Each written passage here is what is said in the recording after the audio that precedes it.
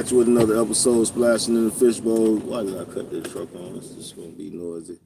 So we'll cut that off for right now. What's going on, y'all? How y'all feeling today? Waking up and getting to it today?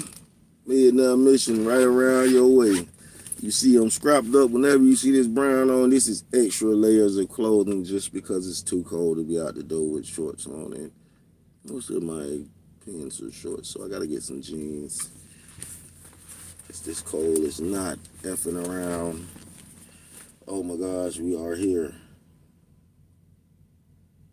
We are actually here.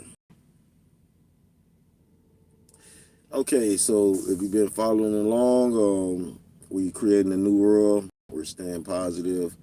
We're not letting anything from the past, anything, no matter what it was, we're not letting anything from the past fuck up our current situation of just pursuing this millionaire mission and being happy.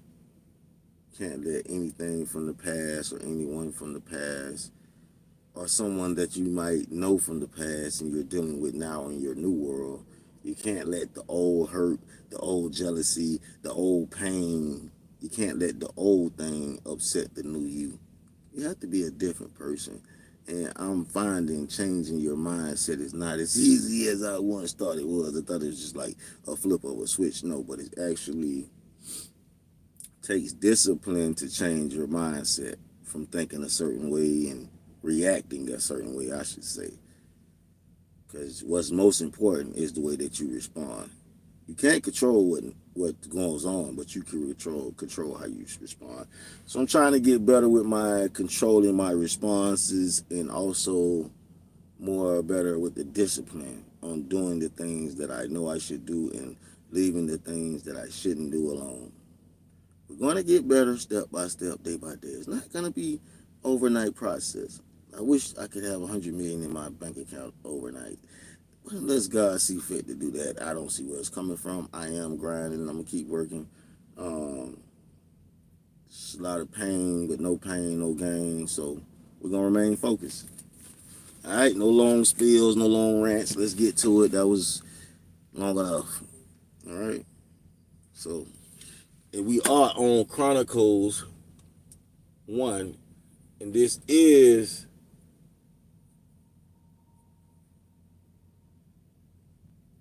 the part of the Bible where it's a bunch of names that's just crazy to pronounce. So y'all have a laugh at me trying to pronounce all these Hebrew or Israelites or whatever kind of names, but these are the people in the Bible.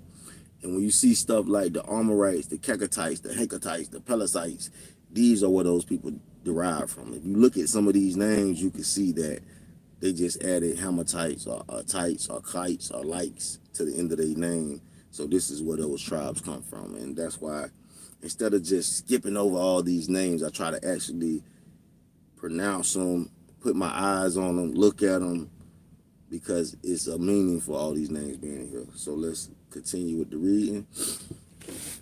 Dear Lord, Father up in heaven, thank you for your safe travels. Thank you for keeping me safe. Thank you for keeping Shine safe. I ask you to keep all us drivers out here safe on this road. I ask you to watch me as I traverse down the road, keep from hurt, pain, and accidents and causing hurt, pain, and accidents. Anybody causing it to me, DOT, accidents and tickets. I ask you to keep me away from all this in Jesus' name. I ask you as I read your word to get wisdom, knowledge, and understanding. And may the person listening get knowledge, wisdom, and understanding from the reading. And may they be encouraged to pick up the word and read it themselves and build a relationship with you themselves. My Father up in heaven who dwells within us all. In Jesus' name, forgive me of my sins. Watch over my family, my friends, and even my foes. I pray. Amen. In Jesus Christ's mighty name. Send your blessings my way. Take away all obstructions. Heal my body from the sole of my feet to the crown of my head. Crown of my head to the sole of my feet. In Jesus' name. All right, we got the prayers out the way. Now let's get these names. Now these were the sons of David who were born to him in Hebron.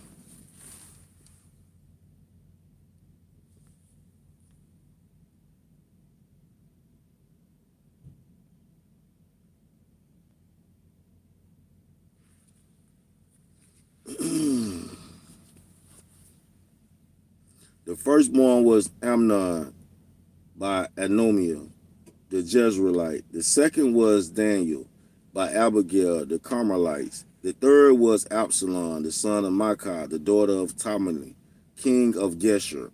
The fourth was Adonijah, the son of Haggith. The fifth was Shephatiah by Abital. The sixth was Ithream by his wife Eglah. 6 were born to him in Hebron, and he reigned 7 years and 6 months. And in Jerusalem he reigned 33 years. These were born to him in Jerusalem: Shema, Shobal, Nathan, and Solomon. 4 by Bathshua, the daughter of Amiel, and Ibar, Elishma, Eliplet, Nogah, Nopeg, and Japiah, Elishma, Elida, and Elipia. 9. All these were the sons of David, besides the sons of the concubines, and Tamar was their sister. Now Solomon, son of Rehoboam, Abijah was his son, Asa his son, Joshaphat his son, Joram his son, Isaiah his son, Joshua his son, Amaziah his son, Azariah his son, Jotham his son, Ahaz his son, Ezekiel his son, Manasseh his son, Ammon his son, Joshua his son. The son of Joshua was Jonathan the first, and the second was Joachim, the third Zedekiah, the fourth Shallum. The sons of Jochadiah were Joniah, his sons, Zedekiah, his sons. The sons of Joniah, the prisoner, were Shealtiel, his son, and Malchiram, Padil, Shaniz, Jekiel, Hosmo, Nebiel.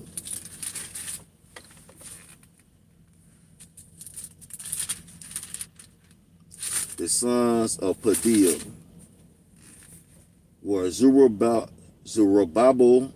and Shimi, and the sons of Zerubbabel were Meshullam and Haniah, and Shalomith was the sister, and Habashut, Obed, Herachiel, Hadashad, and just had Hest. 5.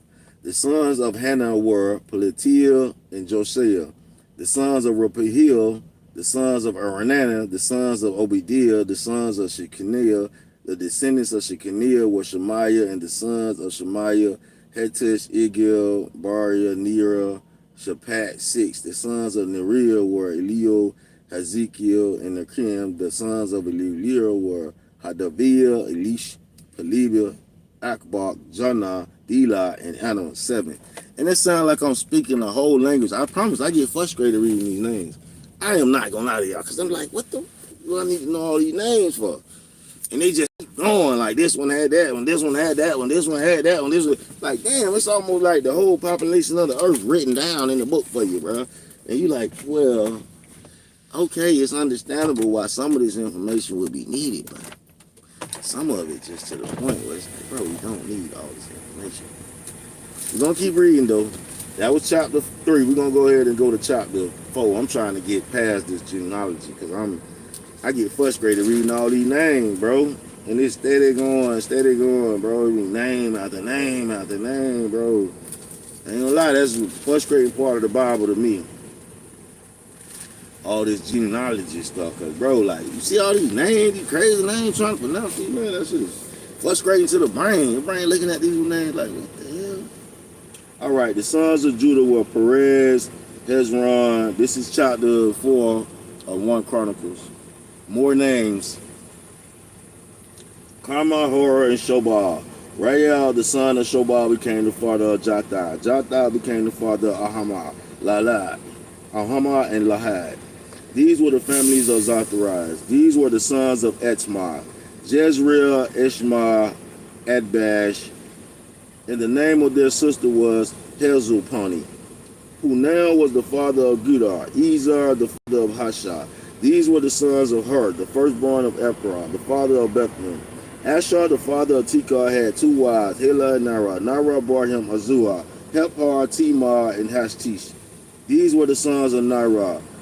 The sons of Hela were Zerath, Ishra, and Koz became the father of Anab and Zobiah. And the families of Artharan, son of Haran. Jabaz was more honorable than his brothers, and his mother's named him Jabaz, saying, because I bore him with pain. Now Jabaz called on the God of Israel, saying, oh, that you would bless me indeed and enlarge my border, that your hand might be with me, and that you would keep me from harm, that it may not pain me. And God granted what he requested. Shalab, the brother of Shiloh, became the father of Merah, who was the father of Eshton. Eshton became the father of Beth Rabbah, Peshach, and Tinah, the father of Arnanash. These are the men of Rekah. Now the sons of Kenaz were Othniel, Syria, and the sons of Othniel were Hatha and Mothiel. Mothiel became the father of Oprah and Syria. Sarah became the father of Job, the father of Gerhashim. For they were craftsmen, the sons of Caleb, the sons of Jephunneh, Eru, Eli, and Naam. The sons of Eli were Kenaz, the sons of Jaliel, Zippah, Terah, Zerah, the sons of Ezra, Jethro, Murah, Ephra, Jalan. And these are the sons of Bethiah, the daughter of Pharaoh, whom Mer took. She conceived and bore Miriam, Shema, and Ishbah, the father of Ishmael. His Jewish wife bore Jared, the father of Gedor, and Heber, the father of Soko, and Jekhu, the father of Zaniah. The sons of the wife of Hodiah, the sister of Nathan, were the fathers of Kaliah, the Germite, and Eshemite. The sons of Shimon were Ammon and Renah, Behana, and Telon. The sons of Isha were Zoheth and Ben Zoheth. The sons of Shelah, the sons of Judah, were the father of Leek, Nadab, and the father of Mershah. The families of the house of the line worked at Bathsheba and Joachim, the Kozba, Jos, Sarapah, who ruled in Moab, and Johabilim, and the records of ancient. These were the potters and the inhabitants of Nethim, Gerdir. They lived there with the king for his work. Descendants of Simon. The sons of Simon were Namuel and Jamian, Jarib, Zarul, Shalu, Shalom, Sayim, Masbah, his son, Mishbah, his son. The son of Mishbah were Hamon, Zakuru, his son, Shamar, his son. Shalman had 16 sons and 16 daughters, but his brothers did not have many sons, nor did all their family multiply like the sons of Judah. They lived at Beersheba, Moladah, and Harashah, at Bilhah, Ezam, Tolah, Bethar, Hamar, Zaglag, Bit, Marquis, Hashah, Shibah, Beth Rabbah, Sherman. These are the cities until they reigned of David. Their villages were Eton, and Ramon, Tashkon, Ashur, and 5 cities. And their villages that were around the same cities as far as Baal. These were their settlements, and they have their genealogy. Meshohab and Jalamich, and Joshua the son of Amaz, and Joel, and Joshua the son of Jashabish, the son of Sarah, the son of Ashel, the son of Elinil, Jabaka, Jahasha, Asheja, Adel, Jasmijah, Benah, Ziad, and the son of Shapar, the son of Alon, the son of Jadiel, the son of Shemurah, the son of Shemaiah. These mentioned by name were leaders in their family. Their father's house increased greatly. They went to the entrance of Goder, even to the east side of the valley, to seek pasture for their flock. They found rich and good pasture, and the land was broad and quiet and peaceful. For those who lived there formerly were Hamats. These recorded by name came in the days of Hezekiah, king of Judah, and attacked their tents and the Munuts who were found there, and destroyed them utterly to this day, and lived in peace, lived in their place, because there was pasture there for the flocks. From the sons of Simon, 500 men went to Mount Seir, Palathi, Nirah, Rupah, and Uziel, the sons of Ish, as their leaders. They destroyed the remainder of the Amalekites who escaped and have lived there to this day. That was chapter 3 and 4. And you know what? Just looking at this, a lot of these days I just be pronouncing them how they look, bro. Like I don't know if I'm saying them right. I pronounce them how they look. And just because this whole Chronicles is like a lot of that, yeah, we're gonna have to come back. Let me see. We're gonna do chapter 5, 6, 7, 8. Look like we need to go up to about chapter 9 when we come back to get past all these names. Yeah, so when we come back, we're going from chapter 5 to chapter 9. We gotta just blur through all these names because I don't want to skip them. That's why I read it like that. You know what I'm saying? I don't be wanting to skip no pages in the Bible like, oh, it's just a bunch of names. No, because something might be said in there about them names that let you know something about what happened in the Bible, and that's gonna happen. So that's why you got to read all the names, even though it might be taunting. You need to read all those doggone names. Yeah, I know. Don't nobody want to do all that. You want to learn the Bible the proper way. Don't be skipping chapters and pages and books. Just read the whole book. You think I want to sit there and read all them confusing names? No, but if you read all them names, you're going to see where the Philistines come from, where the Amalekites come from. But right now, we're going to increase managing our money for dummies. We almost getting through this right here. If you go on my community post, you'll see where they got a lot of activities in this book. They be like, write down this, write down that. I wrote it down and I posted it in the community post so you can go back and check it out. Let's get into it. We are on what chapter is this? Chapter 5. Let's do it. Getting credit where credit is due. In this chapter, establish credit. Establishing credit, determining acceptable levels of credit, discovering the pros and cons of paying cash versus using credit. You may remember your first credit card as a badge of adulthood. I remember starting out in search of credit after I got divorced, having a terrible marriage or credit history. No one wanted to give me credit. That air conditioner on back there.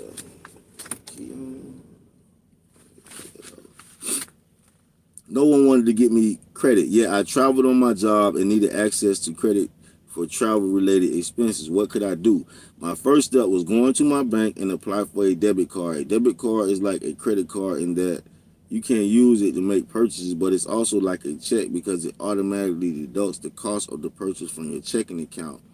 I recorded each debit card purchase in my check register as if I had written a check. A good record with the debit card led to successful applications for credit cards. Then the issue became how to limit my use of credit. And that's the story behind this chapter. Credit, pros and cons. Securing credit is like applying for a loan. You ask a financial institution to lend or rent you the use of its money for the use of the money. You can expect to pay extra money. The terms of your agreement specify the rate of interest. The extra money you pay in order to pay back your debt to the issuing institution. The benefits of establishing credit are significant. The ability to make major purchases when you don't have immediate cash for the item. A sense of security that you can handle an unexpected emergency by using credit. The convenience of shopping without carrying a lot of cash. Monthly itemized credit statement that enable you to track your purchases. Worldwide acceptance. Establishing credit is a double-edged sword. With its benefits come some major disadvantages, including you can turn spending into your second nature with easily available credit. If you can't pay off your credit card balances on time, you affect your credit rating. You can fall into the trap of paying off some of your credit debt rather than paying the entire amount. After you add finance charges to the stated price, you end up paying more than you expected. Establishing credit. When you're fresh out of college, starting over after a divorce or emerging from bad debt or bankruptcy, you start to think about establishing or reestablishing credit. Here are some tips for establishing credit and getting off to a good start in managing credit debt.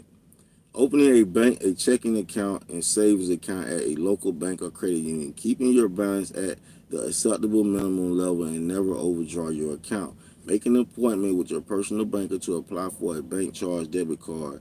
Come prepared with a statement of your personal assets and liabilities in your monthly budget. Apply for a charge account at a local store. Shop at this store and charge your items. Pay the bills promptly. Ask a parent or mentor to co-sign for a credit card issued in your name. With this arrangement, you have personal responsibility for payments, and your credit history will be reported in your name. The co-signer agrees to take on the liability for the credit payments on account if you can't pay. Keep trying. You might be rejected for one credit card and then granted another, especially after you establish your credit worthiness by opening bank accounts and successfully using bank cards and store charge cards. After taking these steps, you're on your way to establishing credit. Now you need to understand the amount of credit you can afford to take on.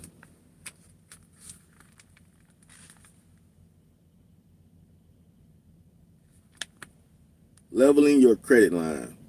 When the credit card offers start coming, they seem to compete with each other by raising the level of credit they'll extend to you. You may get a small thrill when you receive a letter from a credit card company telling you that you're pre-qualified for a line of credit that boggles your mind: 10,000, 25,000, even up to 100,000 lines of credit. This is absurd. Why would anyone want that much credit card debt? You may be flattered to think that someone would extend you a line of credit for a large amounts of money, and you may be tempted to say you never know when that money could come in handy. Don't give in to temptation too easily. You need to think seriously about the level of credit debt that your income can tolerate. Just because a lender is willing to extend that line of credit doesn't mean you have to use it. Still, the temptation to do so is great, and many fall in the trap of using that line of credit to the maximum. Imagine Miss and Mr. Conservative, the couple who pay cash for everything and don't owe anyone money. Their debts are paid. Their cars and houses are paid for. Their children went to college and are now buying houses of their own. Yes, they borrowed money, but only to buy their home. And then they paid off their mortgage ahead of time. Now imagine Mr. and Mrs. Big Spender, the couple you like to be with because they always pick up the tab for dinner. They talk about the expensive vacations they take. They live in a large home and drive expensive cars. They're up to their eyeballs in debt. They have no clue about how to change their spending and debt habits. Your own comfort with credit card debt is likely to be somewhere in the middle. The following worksheet can help you figure out what your level of debt should be. First, use table 5 through 1 to identify the amount of debt you currently carry. The first two lines of the table are examples. Fill in your own debt in the remaining lines. Feel free to add lines if you need to. And the chart looks like my debts and monthly payments. Credit card name, loan, total, due, monthly payment, maturity.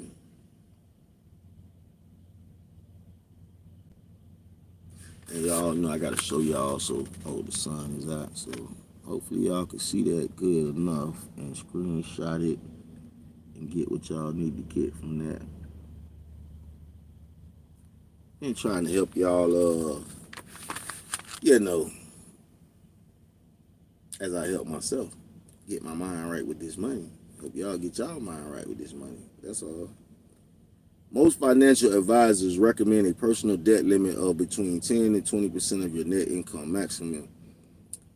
To figure out your personal debt ratio, use the following worksheet. List your monthly net income to accommodate the debt of the 20%. Divide your net income by 5 to accommodate debt of the 15%. Divide your net income by 6.7. To accommodate the debt of the 10%, divide your net income by 10. List your monthly debt obligations. Refer to totally monthly payments line. Calculate your debt margin, the ratio of debt to net income, by subtracting line 3 from whichever level of debt you're comfortable with using one of the lines in step 2. Figure out your personal debt ratio by dividing your monthly debt obligation line 3 by your net income line 1. This worksheet helps you determine the level of credit that's acceptable to you with your net income. If your debt margin line 4 is too close for comfort, sit down, write down 3 ways that you can reduce your monthly credit card installment payments. If your debt margin is comfortably less than your monthly credit obligations, don't rush out to buy things on credit. Instead, congratulate yourself on your frugality and move on to your saving plan. Avoiding the credit card trap. Many financial advisors will tell you never to take your credit cards out of the house. As soon as you do, they're easily available, making frivolous purchases easier and more tempting. For many people, the stack of plastic in their wallet gives them a sense of security and pleasure. The greater the number of credit cards, however, the greater the danger of overspending. To avoid costly credit card abuse, consider two card systems discussed later in this section. All right, and that was some of that good stuff. My time just popped back, so it's time for me to crank up. You know, I tell y'all, 10 hours in the sleeper, then let's hit it. You ain't got time to be in the sleeper for 14, 13 hours, 11 hours at the max in the sleeper. You get that one extra hour, but usually you should be up by 9 hours. You got 10 hours of sleep. By that ninth hour, 9 hours, 30 minutes, you be up getting ready to hit it. I was up with y'all reading all those confusing names that we're going to read some more of later on today. Just really debating in my head if I want to just read it offline and come back to y'all with the story. But no, those names are confusing to me, and y'all going to hear every last one of those confusing names to me. If you want to pronounce it, break it down in the comment section, go right ahead. And like I say, if you got life all figured out, you know all the answers, and you're just perfect, God bless you. I ain't got it all figured out yet. I'm working on it. Millionaire Mission, we on that though. Gotta know that. Splashing in the fishbowl.